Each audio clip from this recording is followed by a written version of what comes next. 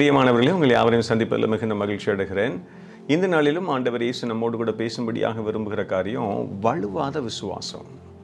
உங்களுக்கும் எனக்கும் வலுவாத உறுதியான விசுவாசம் தேவை என்பதை கர்த்தர் நம்மோடு கூட பேசும்படியாக விரும்புகிறார். அதை உணர்த்து வண்ணமாக அமைந்துள்ள ஜீவனுள்ள வார்த்தைகள் மத்தேயு 11:6 அமைந்திருக்கிறது. அந்த வசனத்தை நான் வாசிக்கிறேன். என்னிடத்தில் இடரலடையாதிருக்கிறவன் எவனோ அவன் பாக்கியவான் என்றார். சார்லஸ் டெம்பிள் மற்றும் பில்லி கிரஹாம் வாலிப வயதில் ஆண்டவர் இயேசுவை ஏற்றுக்கொள்கிறார்கள். உலகமெங்கிலும் இயேசுவின் அன்பை கொண்டு செல்ல வேண்டும் என்று முனைப்போடு செயல்படுகிறார்கள். இந்த வேளையில் சார்லஸ் டெம்பிள் ஆண்டுடைய கிருபையினால ஏறத்தாழ 1200 மக்கள் கூடி வரக்கூடிய ஒரு பெரிய ஆலயத்தை கட்டுகிறார்.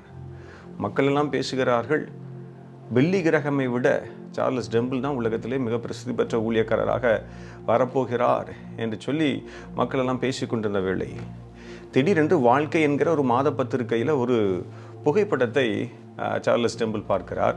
அந்த புகைப்படத்தில் ஒரு தாய் இறந்து போன தன்னுடைய குழந்தையை கையில் ஏந்தி கொண்டு அண்ணாந்து உயரை பார்த்து கொண்டு இருக்கிறதை புகைப்படக்காரர்கள் எடுத்து அதில் பிரசுரித்திருந்தார்கள். இதை பார்த்த உடனே அவருடைய உள்ளத்தில் சில கேள்விகள் உண்டாயிற்று. ஒருவேளை வறண்டு போன பூமியாய் காணப்படுகிறது, மழை வந்திருக்கலாம், செழிப்பு உண்டாயிருந்திருக்கலாம், இவைகளெல்லாம் இருந்திருக்குமே. ஆனால் இந்த குழந்தை மரித்திருக்காதே, இந்த தாயும் இப்படி பரிதாபமாக வானத்தை அண்ணாந்து பார்த்து கொண்டு இருந்திருக்க மாட்டாளே என்று சொல்லி சில எண்ண ஓட்டங்களுக்கு தன்னுடைய இருதயத்தில் இடம் கொடுக்கிறார். நடந்தது என்ன? விசுவாசத்தை விட்டு விலகி போகிறார். இந்த உலகத்தில் கர்த்தர், இந்த உலகத்தில் இறைவன் இருந்திருப்பாரேனா இப்படி நடந்திருக்கிறாது என்று சொல்லி எண்ணங்களுக்கு அதிகமாக இடம் கொடுக்க ஆரம்பிக்கிறார். இறுதியில் கர்த்தர் இல்லை என்று சொல்லி பேச ஆரம்பிக்கிறார். ஒரு நாத்திகவாதியாக அவர் மாறிவிடுகிறார். மறுபக்கத்தில் பில்லி கிரஹாம் ஆண்டவர் இயேசுடைய அன்பிலும் கிருபையிலும் பெருகி விசுவாசத்தில் உறுதியாக நின்று உலகமெங்கிலும் இயேசுவின் அன்பை மிக வல்லமையோடு அறிவிக்க தொடங்குகிறார். வேதாகமத்தில் யோவான் ஸ்நானகனை குறித்து நாம் அறிந்திருக்கிறோம். ஆண்டவர் இயேசுவை குறித்து முன்னறிவிக்கும்படியாக அனுப்பப்பட்ட ஒரு தீர்க்கதரிசி.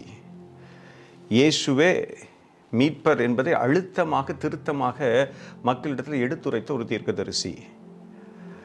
ஏரோது ராஜாவின் காலத்தில் சிறையில் தூக்கி போடப்பட்ட பொழுது அவர் ஒருவேளை எதிர்பார்த்திருந்திருக்கக்கூடும். ஆண்டவர் இயேசு அற்புதம் செய்கிறவர், வல்லமை உள்ளவர் என்பதை அவர் அறிந்திருந்தார். ஆகவே ஒரு அற்புதத்தை செய்து தன்னை சிறைச்சாலையிலிருந்து வெளியே கொண்டு சென்று விடுவார் என்கிற ஒருவேளை எண்ணத்தோடு இருந்திருக்கக்கூடும்.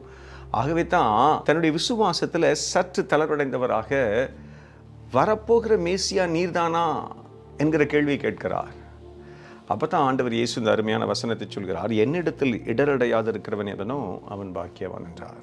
பிரியமானவர்களே, நாம் ஒவ்வொருவரும் சிந்திக்கிற திறமையிலும் ஒருவேளை முடிவெடுக்கிற திறமைகளிலும் வித்தியாசப்படுகிறோம்.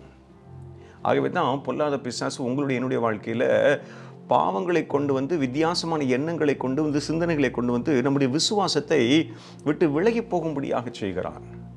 ஆகவே நீங்களும் நானும் ஆண்டவர் இயேசுடைய கிருபையில் பலப்படுவதற்கும் வேத வாசிப்பிலும் ஜெபத்திலும் தரித்திருப்பதற்கும் அர்ப்பணிக்க அழைக்கப்படுகிறோம்.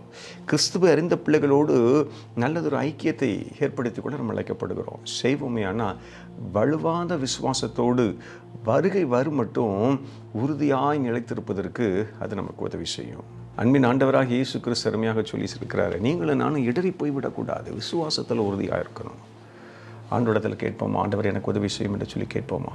கண்களை போடுவோம். ஆண்டவரே, நாங்கள் நன்றி செலுத்துகிறோம்.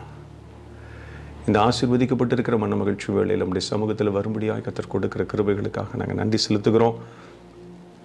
நீர் ஒருவராய் அற்புதங்களையும் அடையாளங்களையும் செய்கிற தேவன் ஆண்டவரே, உம்மை நம்பி இந்த காலை பொழுதில் வந்திருக்கிறோம். வலுவாத விசுவாசத்தினால எங்களை பலப்படுத்துங்க, எங்கள் குடும்பங்களை பலப்படுத்துங்க, சபைகளை பலப்படுத்துங்க. உறுதியாய் தெரித்திருந்து அற்புதங்களை பெற்றுக்கொள்ள உதவி செய்யுங்க. செய்கிறபடி நான் நன்றி இயேசுவின் மூலம் ஜெபிக்கிறேன். ஜெபங்கள் எங்கள் ஜீவனுள்ள நல்ல பிதாவே, ஆமென். Thank you. God bless you all.